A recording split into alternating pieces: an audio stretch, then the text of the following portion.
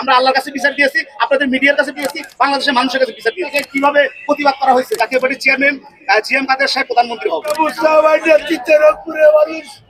আমাদের রংপুরে রাজনীতি এত ভাঙচুরের রাজনীতি নাই। আমাদের বিশ্বাসকে মানলো এই বাংলাদেশের সুস্থ করল আবার জাতীয় পার্টি ক্ষমতায়। এই হৃদয়ে মানুষের হৃদয়ে গেঁথে গেছে। সাধারণ মানুষ আজকে জাতীয় পার্টির এই নৃশংস যে আজকে হামলা করা হলো, এই হামলার জবাব সাধারণ জনগণ দিবে। কারণ জাতীয় পার্টির সাথে তরুণ সমাজের চেয়ে এখানে প্রবীণ লোকজনগুলো, গ্রামগঞ্জের লোকগুলো জাতীয় পার্টির সাথে আছে। এই জাতীয় পার্টিকে যত হামলা করবে, জাতীয় পার্টির যত নির্যাতন করবে, জাতীয় পার্টির ভাবমূর্তি ততই বাড়বে।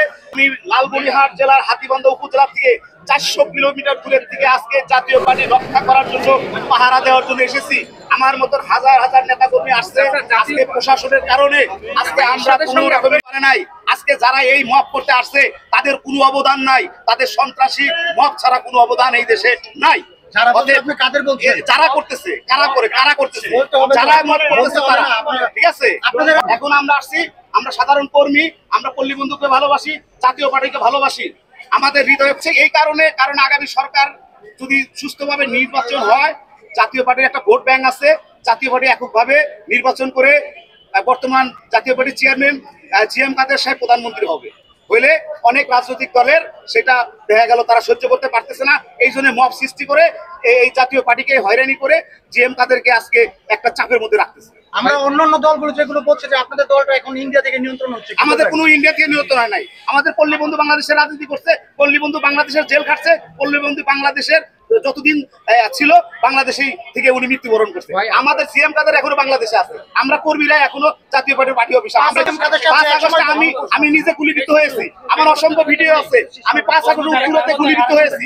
এই শেখ হাসিনা স্বৈরাচার পতনের আন্দোলনে সংগ্রাম করছি, মানুষকে লক্ষ লক্ষ টাকার বাড়ি খাওয়াইছি। আপনি ভিডিও চাইলে মিডিয়া আমি আমার এখন আছে, আমি আপনাকে দেখাচ্ছি, মিডিয়া করে বলতেছি কিনা দেখেন, আপনারা দেখবেন। আমি এখানে 5 আগস্টে শেখ হাসিনা উত্তরাতে আমি গুলিবিদ্ধ হয়ে গেছিলাম। আমি দীর্ঘদিন চিকিৎসা নিয়েছি। শেখ হাসিনার বিরুদ্ধে আমরা ছিলাম।